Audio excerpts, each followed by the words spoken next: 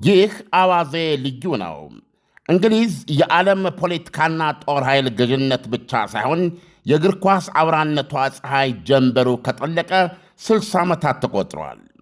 የኃያልነቷ ትዝታ እንቅልፍ የሚነሳና በሺህ ጥርሶቹ የሚያላምጣት ነገር ግን እጅ ማጥሰት ሆና እንጂ በተለይ ከዛሬ 40 ዓመት በፊት በፎክላንድ ጦርነት በቀል በዓለም ፊት በጡጫ ከተገጨችና በአብዶ ከተረሸረሸች በኋላ መባንን አልቻለችም።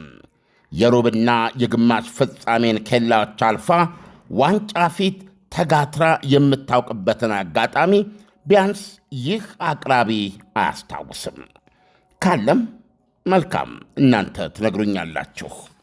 ንግሥቲቱ እንግሊዝ እንደማላገግም ምናልባትም እንደማልድን ሆኜ አርጅቼ ይሆናል ብላ እላዩዋ ላይ መጋረጃዋን ልትጥል ስትል አንድ የኢትዮጵያ ቆነጃጅት ያለሱ የማይሆንላቸው አሳ መሳይ ሂሩትና አስቴር ተጣምረው ያዜሙለት የሚመስል ጠይም ተነስቷል። በዛ ላይ መለሎ ሰውነቱ ክትት ያለ ስልክክና ያበሻ ጠጉር። እንዴት አስቻላችሁ ጦቢቶች! ቁመቱ ሜትር ከ86 ክብደቱ 78 ፈገግታው ትጥቅ የሚያስፈታ እግሩ የሚረታ የእንግሊዝ ነፃ አውጪ ጎበዝ ተደርጎ አገር ያበደለት ጉብል ነው። ያንተ ያለህ የደሙን ነገር አትጠይቁኝ። በዐይናችሁ ብቻ ማየት መገመት ትችላላችሁ። ይሄኛው አገር አልበላችሁ እንጂ ደሙ ወደዚህ ወደ ምስራቅ አፍሪቃ ነው። አይነ ውሃው የእኛ ዜግነቱ የእንግሊዝ።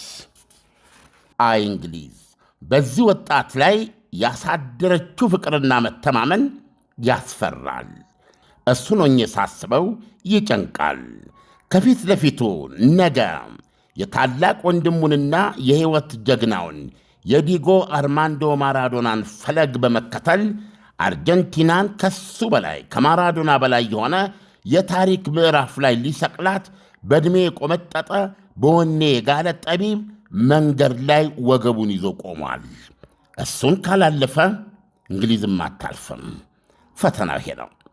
እንግሊዝ ከሜዳው እስከ ባኪንግሃም ፓሌስ በጁድ ቤሊንግሃም ጠይም ገዳይነት ጀርባ ተሸሽጋ ሼክስፒርን ከመቃብር ቀስቅሳ ስለሱ ልትቀኝ ስለሱ ልትገጥም አሰፍስፋለች።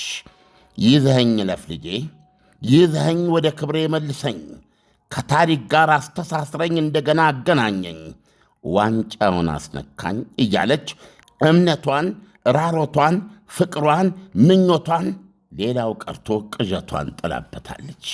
እንዴት ያለ ኃላፊነት ነው! ጁድ ቤሊንግሃም ወዲህ በጦቢያ ምድር ደግሞ በአራቱም ማዕዘን የእኛ ሰዎች የእነሱ እየመሰላቸው እነሱም የሜዳ ላይ ንጉሥ ፍለጋ ከሦስተኛ አፍሪካ ዋንጫ ጀምሮ በፍለጋና በመንከራተት ላይ የሚገኙ የነፃ አውጪ ያለህ የሚሉ እንደመሆናቸው መጠን የለንደንን ያህል ባይሆን እንኳ አዲስ አበባም ቀልቧን አልሳተችለትም ማለት አይቻልም። ጁድ ቤሊንግሃም በመላው የዓለም ከተማ ቢሊዮኖች ያፈጡበታል። ይህን ሁሉ ፍቅር፣ ይህን ሁሉ የሀገር አደራ ጠባቡ ትከሻህ እንዴት ይሸከመው ይሆን? ለመሆኑ እንቅልፍ ይወስድሃል? አንተ ጉብል ተኝተህስ ይነጋልሃል? ያቃዣሃልን? ይሄ ሜሲ የሚሉት በአንድ የማይጠግብ እብሪተኛ። አርጀንቲና እብሪተኛ ነች። የ2022ቱን የዓለም ዋንጫ ውጤት አሁን በ2026 እንዲደግም ቦይነስ አይረስ አብዳለች ነው የሚባለው። ማን ከማን አይለይም ሲተቃቀፉ፣ ማን ለምን እንደሚጮህ፣ ማን ሌላውን ለምን እንደሚጋብዝ፣ ማን ለምን ሮብ አይነጋም እያለ እንደሚጨነቅ ስታነቡ ትገረማላችሁ። በተለይ ደግሞ ከእንግሊዝ ጋር የሚያደርጉትን ጨዋታ የ40 ዓመቱን ትዝታ እያስታወሱ ማራዶና አይጥለንም፣ ሜሲ ይሄን ዕድል አይነሳንም እያሉ በእንግሊዞች ላይ እንደ ሀገራችን ስልት ጦርና ጎራዴ ይዘው ጋሻ ከፊት ለፊታቸው ወድረው እንደሚሄዱ ያክል ሽብር በሽብር ሆናለች ነው የሚባለው ቦይነስ አይረስ። ለንደን ግን እውነቱን ለመናገር ጸሎት የቀላቀለ ስሜት ውስጥ ናት። አዎ በቀል እንዴት ይጣፍጣል! በግራ እጁ ክርን ነው፣ በግራ እጁ ቡጢ ነው ዲያጎ አርማንዶ ማራዶና መጀመሪያ ቆሌዋን የገፈፋት። ከዛ ሰዓት ባንን ነው በ4 ደቂቃ ልዩነት የእርሻ መሬት ያደረጋት። እንዴት አድርጎ ነበር የሸነሸናቸው! ከመሃል ሜዳ ጀምሮ በረኛውን ጭምር አማሉ። እንግሊዞች ይሄንን ቂም ይሄንን 40 ዓመታት በአርጀንቲና በማራዶና ጥላ ስር እግር ተወርች አስሮ ያቆያቸውን አዚም ለመስበር አሁን ድንገት ራሱን የከፈተ የ23 ዓመት መልሎ ሰጥቷታል። የሮሲ ደመነፍስ ያለው መልሎ ነገ እሮብ በምድር አሜሪካ አትላንታ ሜዳ ይህንን የትራምፕና አያቶላ እኝኝ ያለ ጦርነት ቶማታ የሚያስረሳ መንፈስን የሚያነሳሳ ልብን የሚሰቅል ግጥሚያ ታሪካዊ ኃላፊነት ለመወጣት ታሪክ ለአዲስ ገድል ያቆበቆበ ጉብልና ለታሪክ አደራ የታመነ የጠና ጎልማሳን ለመጨረሻው መጨረሻ ፍልም ያቋቁማለች። አዎ ከሱ በኋላ የመጨረሻው የፍጻሜ አላፊ ተጋጣሚ የሚሆነው ቡድን ይለያል። ዋንጫውን የሚወስነውም ያ መሆኑ ይታወቃል።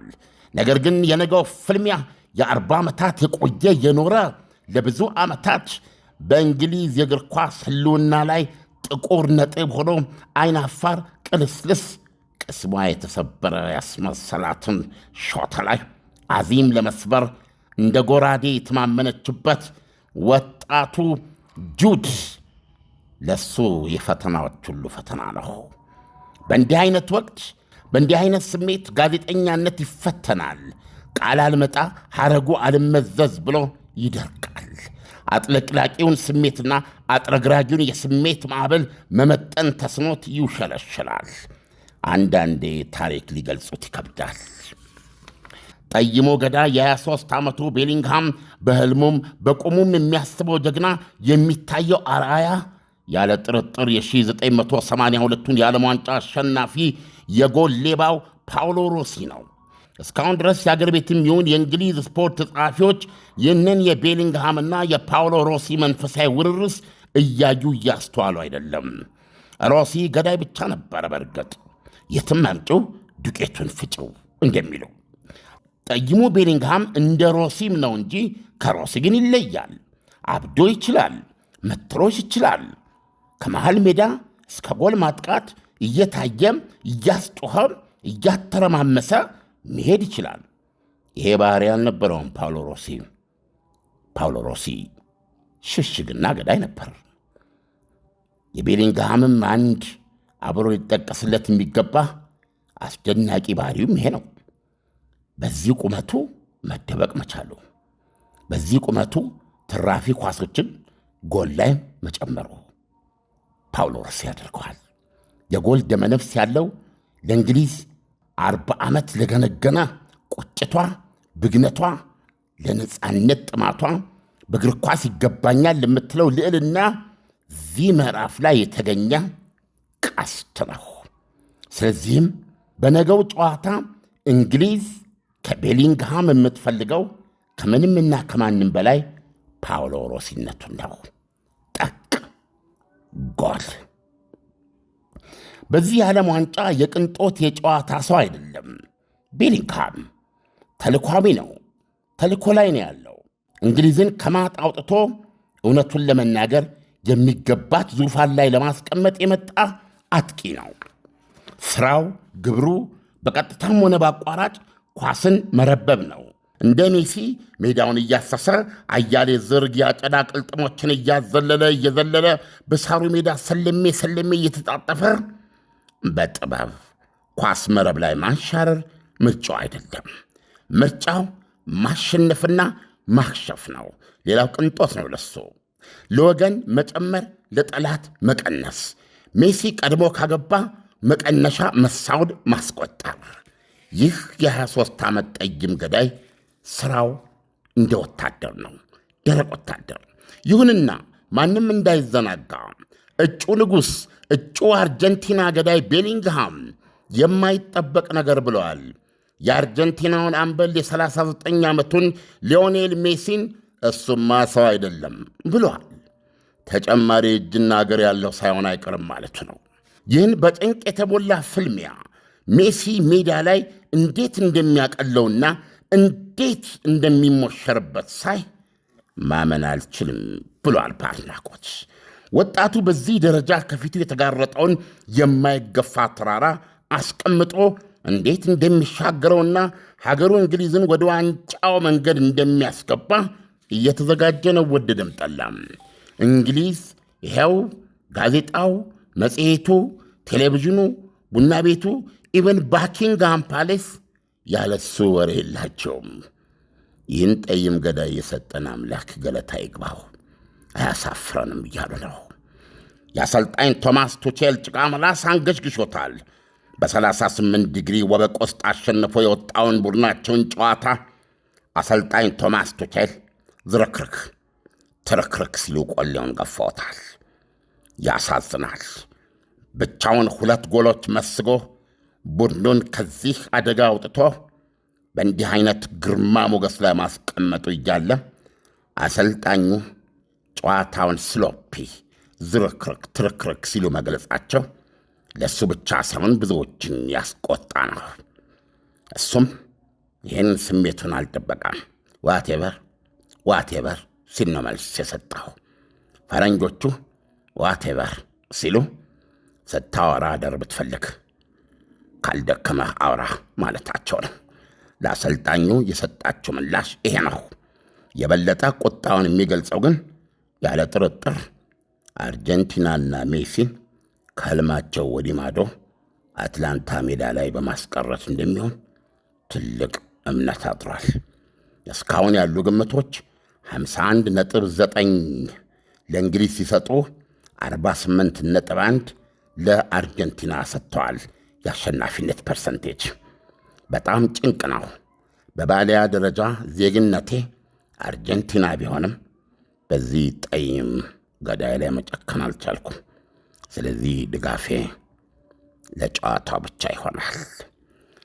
ዳንኤል፣ በጣም አጭር ጊዜ ነው የቀራቸው ነገር በጣም ሆድ የሚያባባ በጣም የሚያስጨንቅ ጨዋታ ነው ያለው። ባይገርም አትላንታ ሜዳ አንደኛ አርጀንቲና ደጋፊው ቁጥራቸው ብዙ ነው። $2,800 ደርሷል ነው የሚባለው የትኬት ዋጋ። ይህንን ወደዚህ ወደ ብር እንዳትመታው፣ ምክንያቱም በጣም ደምፍላት። በነገራችን ላይ ሁለቱም ኳስ የሚወዱ ሀገሮች ናቸው። ባይዘወይ አርጀንቲናም እንግሊዝም ንጹህ ፉትቦል የሚጫወቱ ናቸው። በታሪካቸው የሰሩት ፋውል ካለም ዲጎ ማራዶና በ1986 በግራ እጁ ጠቅ ያደረጋትና ታሪካዊ ጎል ሆና አርጀንቲናዎችን ለዚህ አይነት ለሽረት ቁስላቸውን እንዲሽሩ የወይዘሮ ታችርን እብሪት ሜዳ ላይ ለማኮስመን የቻሉበት ትልቅ አጋጣሚ ስለሆነ የኔም እጅ አብሮ እንደተዘረጋ ነው የምቆጥረው። 1000 ኪሎ ሜትር የራስ ያልሆነ መሬትን መልሰ መሬታቸውን የወሰዱትና እዛ ሄደ ወቅት ተገለ አያሆ ማታ ነው ድሌ እያልክ መግባትህ እንደ ነውር ካልተቆጠረ ማራዶናም በእጁ ማግባቱ እንደ ነውር የሚቆጠርበት ምክንያት የለም ዳንኤል። ስለዚህ ያ ጎል ምክንያታዊ ነው እና ያቺ ግን ታሪክ ሆና በኋላ ላይ እንግሊዞች ተሰራብን ባሉት ፋውል ጠጉራቸውን ከመንጨት ያዳነቻቸውና በቃ ይህ እስከሆነ ይሁን እንዲሉ ያደረገቻቸው ደግሞ ከ4 ደቂቃ በኋላ የተቆጠረችው እኔ እርሸና ልል እችላለሁ። እርሸና ነው። ወደ ጎን ቢቀመጥ በወታደራዊ መንገድ ይገለጽ ቢባል እርሸና ነው የፈጸመው ማራዶና። 6 ተጫዋቾች እንግሊዝን 5ቱ ናቸው እኮ የተረፉት ዳንኤል። ያኔ እኮ በሜዳው እኮ በታሪክ በቦታው ላይ የነበርን ሰዎች እኮ አልቻልም ዳንኤል። እንዴት ከመሃል ሜዳ ኳሷን ተቀብሎ ሁለቱን እንዴት አድርገው እንዳጠፋቸውና ከዛ በኋላ እየተዘመዘምን በረኛውን ብዙዎቻችን አላየንም። ጨዋታውን በሪፕሌይ ነው ያየነው እና ስሙን ባስታወሰው ደስ ይለኝ ነበር። አንድ እንግሊዝ ተጫዋች ስለ ማራዶና ሲናገር ምን አለ? እኛ ከሁሌ የምናየው የምናጠናው ተጫዋች ነውና ጨዋታው ሳይጀመር በፊት ራሱ ኳሷን የሚያደርጋትን ነገር ስትመለከት ኳስ ተጫዋች ሆነ ፈዘ ትመለከተዋል ይላል። እና ይህ በጣም ስትሬንጅ የሆነ ፍጡር ነው አለ። የእሱ አደገኛ እኔ እንደሚረዳኝ ኳስን ይዞ መንቀሳቀስ ሲጀምር ይኸውልህ እየተንቀሳቀስ ወይም በደመ ነፍስ አይደለም አብዶ የሚሰራ የሚሄደው ወዴት እንደሚሄድ ከዛ በኋላ ቤት በኩል አድርጎ ምን ለማድረግ እንዳሰበ አስቀድሞ ጨርሶ ወደዛ ነው እሱ የሚሄደው። እኛንን ያንን ሞመንት የምንጋጠመው እሱ ሌላ ሞመንት ውስጥ ነው። በጭንቅላቱ ከኛ በፊት ያሰበውን ነገር ለመፈጸም ነው የሚሮጠው።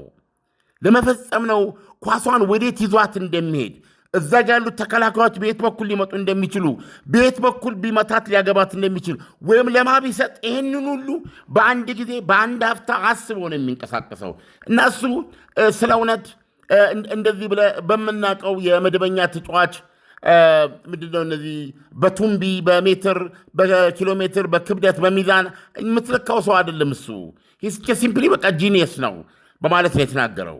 ስለዚህ እንግሊዞችም ሁለተኛውን ጎል ሲያገባባቸው እፎ ያሉ፣ ምክንያቱም ማንም የዓለም እግር ኳስ ቡድን እንዲሆኑ አቅም። ስለዚህ መደበኛ ያልሆነ ነገር ነው የተፈጸመባቸው። አንድ ክስተት ነው የተፈጸመባቸው። አንድ ንጉሥ ነው ስልጣኑን የዘረጋባቸው እና ያ ነው። ስለዚህ አሁን ያ አይነ ጥላ ያ ግርዶሽ እንግሊዝን 40 ዓመት አቆይቷታል። አሁን ግን እንደምታየው አዝቴክ ስታዲየም ላይ አንዳች አዚምና አስማት ያላቸው ያክል ከቶም የማይሸነፉትን ሜክሲኮችን አሸንፋ ከፊት ለፊቷ እንደ ኖርዌይ ያሉትን በአሁኑ የዓለም ዋንጫ ላይ እግዚኦ የተሰኘላቸውና ምናልባት ለዋንጫ ፍጻሜ ይቀርባሉ ተብሎ የታመነባቸውን እነ ሆላንዴን አንድ እሱ ብቻው ሜክሲኮንም በመግደል ቁጥር 1 ነው። ኖርዌይን በመግደል ቁጥር 1 ነው። አሁን እንግሊዝ ከበሮ እየመታች የሚሰራው ፊልም የሚሰራው ቀልድ ኤቭሪቲንግ ያንን ጦርነት አገር ሸተውታል ልል ይችላሉ። ትልቅ የበቀል ዘመቻ አድርገውታል። አርጀንቲናን ድባቅ እንመታለን ብለው ለምን ብለህ ብትል አይኖ ሃሪኬን በጣም ተስፋ የሚጣልበት ተጫዋች ነው። እያንዳንዱ የእንግሊዝ ተጫዋች ያስፈልጋል። ነገር ግን ከማይቻል ሁኔታ ውስጥ የሚቻል ነገር መፍጠር በሚችለው በዚህ የ23 ዓመት ወጣት ፓውሎ ሮሲነት ከፍተኛ ተስፋ አድሮባታል እንግሊዝ። ደግሞ ያየህ እንደሆነ አርጀንቲና ያለፉትን 3 ጨዋታዎች በተጨማሪ ሰዓት ነው እያሸነፈች መጣች፣ ግብፅን ጨምሮ። ስለዚህ መከላከያዋ ላይ ችግር እንዳለ እየተመለከተ ነው። የአርጀንቲና መከላከያ ላይ ችግር እንዳለ ከተቀመጠ ይሄ ልጅ ደግሞ ኳስን ወደ መረብ የመክተት ደመነፍስ እንዳለው በተጨባጭ ካሳየ እንግሊዝ ለመተማመን ምክንያት አልባነች ሊል የሚችል የለም እና ይሄ የዓለም ዋንጫ ይህ የእንግሊዝ ወጣት የዓለም ዋንጫ ሊሆን ይችላል። ምናልባት የፈረንሳዩ እምባፔ ካላጨናገፍበት በስተቀር ምናልባት የሜሲ አይተነበይነት በአጭር ካልቀጨው በስተቀር ዳንኤል። ስለዚህ ውድድሩ ከባድ ነው ለማለት ያክል ነው። ይህንን ለማለት ተገደድ ነው። ምክንያቱም ጠቅላላ የእግር ኳስ አትሞስፌሩ በዚህ ወጣት ላይ ያተኮረ በመሆኑ ነው። ዓለም በነገው ዕለት የሚተላለፈውን የእንግሊዝና የአርጀንቲናን ጨዋታ እኔ በግሌ የእንግሊዝ ደጋፊ ስለሆንኩኝ እንግሊዝ ታሸንፋለሽ ባይነኝና፣ ስለዚህ አንተ የትኛው ቡድን ቢያሸንፍ ደስ ይልሃል? ባህሬ እፎይ ብዬ በነፃነትና በተዝናና መንገድ ጨዋታን የማየት እድል ለራሴ ፈጥሬ አላቅም። አሁንም ቅድም እንዳልኩት የማሊያ ዜግነቴ አርጀንቲና ነው ብያለሁ። ያንን ዘንግቼ ሁለተኛ ይሄ ወጣት ደግሞ በእውነት ለታሪክ ያቆበቆበ ወጣት ነው። ግማሽ ልቤ ለሱ ስኬት ይመኛል። በእነዚህ ሁለቱ መካከል እንደ ግራምጣ ተተርትሬያለሁ። ቢሆንም ግን ምንም ይሁን ውጤቱ ላሸነፈው ለማጨብጨብ ነው ዳንኤል ዝግጁነት። አይኖ ሙሉ ደስታ አላገኝም። ይሁንና ምርጫህን ንገረን ምን ላድርግልህ ብሎ የእግር ኳስ ምርጫህን ስጠን ተብሎ እድል ቢሰጠኝ እና እንዲሳካል ይሆናል ስጥ ብባል ከሊ ያሸንፍ አልልም። ዳኒ የተጫወተ ያሸንፍ፣ ኳስ የወደደችው ያሸንፍ። አዎ አርጀንቲና ቢያሸንፍ ምንም ጥያቄ የለውም። ሜሲ ይህን ታላቅ ምዕራፍ ይዞ የሚገባውን በእውነት ከማንም የቀደመ ስም ይዞ ቢወጣ መልካም ምኞቴ ነው። አርጀንቲና በተከታታይ የዓለም ዋንጫ በማንሳት አጠቃላይ ድምሯን ወደ 4 ከፍ ብታደርግ ልቤ ሰማያት ይደርሳል። እንዲሁም ደግሞ እንግሊዝ ይህን ጨዋታ በሚገባ አሸንፋ ይህን ጨዋታ ተራምዳ አርጀንቲናን ያለፈ የእንግሊዝ ቡድን እምባፔ ይኑር አይኑር ሌላ ማንም ይምጣ ስፔን ይምጣ በጭራሽ ይሸነፋል ብዬ አላምንም።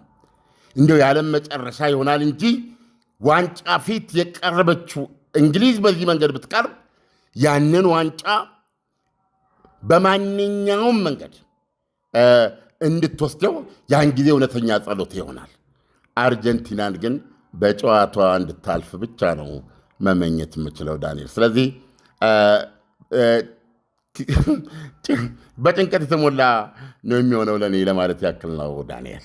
ዓለም እንግሊዝ አርጀንቲናን አሸነፈች ማለት በእርግጠኝነት ዋንጫውን ማንሳት እንደምትችል ከወዲሁ መገመት አያስችልም ወይ? ግን እኔ እንግሊዝ አርጀንቲናን እግዚኦ መቼም ታላቅ ጨዋታ ነው። ምን አቤት የነገ ሰው ያድርገን።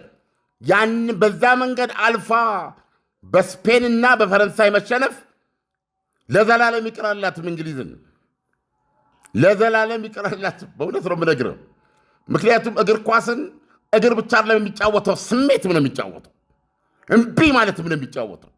እዛ አፋፍ ላይ ደርሳ የ40 ዓመት ቁስሏ ሊሽር እነ ፈረንሳይ ስንት የተሞሸሩ በዓለም ዋንጫ ላይ ከኋላዋ መጥተው ስንት ጊዜ ለፍጻሜ የቀረቡ እሷ ተመልካች ሆና ሁሌ እየተሸነፈች በሜዳዋ ላይ ፕሪሚየር ሊግ ስትል ኖረች። እንግሊዝ እኮ በእግር ኳስ ደረጃ ከሄድክ ጣሊያን አጠገብ መቀመጥ አችልም፣ አውሮፓዊ መሆን አችልም። የእግር ኳስ ሀገር እኮ ናት። ይህንን የሚያክል የ40 ዓመት ቋጥኝ አርጀንቲናን የሚያክል ሜሲን የሚያክል ተራራ ተሻግራ እንዴት አደጋ ነው እድሏን ለምባፔ የምትለቀው? እንዴት ሆኖ የሰሜን አሜሪካ ዋንጫማ ያለ ጥርጥር እንግሊዝ ነው የሚሆነው አርጀንቲናን ያለፈች እንደሆን። ዳንኤል በጣም ጥሩ ዓለም፣ ለሰጠህን ትንታኔ በጣም አመሰግናለሁ። መልካም ምሽት ይሆንልህ። የልቤ ክፋይ ከዚህ ጠይም ገዳይ ጋር ነው ግን